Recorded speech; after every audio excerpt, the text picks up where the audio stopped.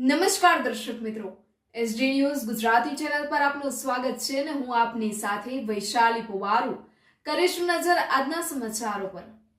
તલોદ ખાતે ભારતના યશસ્વી પ્રધાનમંત્રી શ્રી નરેન્દ્ર મોદી સાહેબના હર ઘર સ્વદેશી ઘર ઘર સ્વદેશીના સૂત્રને ચરિતાર્થ કરવા ગુજરાત સરકારના સહકારથી તલોદ મુકામે સ્વદેશી મેળાનું અનેરું આયોજન કરવામાં આવ્યું।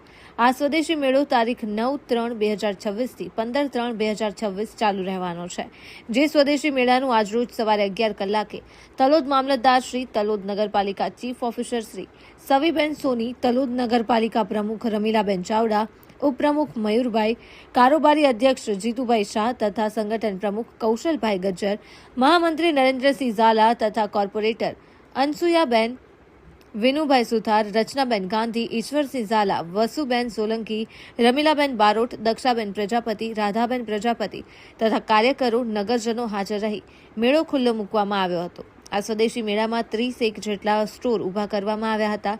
દરેક સ્ટોરમાં અલગ અલગ સ્વદેશી વસ્તુઓ જેવું કે ઓર્ગેનિક ખાદ્ય સામગ્રી, ખાખરા, મઠિયા, સેવ, રેફર, પાણીપુરી, ચટણી, અથાણા, દેશી ગાયની છાશ તેમજ પ્રાકૃતિક શાકભાજી, પપૈયા, બટાટા, ટામેટા તેમજ હેન્ડવર્કથી બનાવેલી પર્સ, પાકીટ, થેલા તેમજ હેન્ડવર્ક કરી બનાવેલ કુર્તી, બ્લાઉઝ એવી અનેક ગણી ચીજ વસ્તુઓ મહિલાઓએ પોતાના ઘરે જાતે બનાવીને વેચાણ કરવા માટે સ્ટોર ઊભા કર્યા હતા।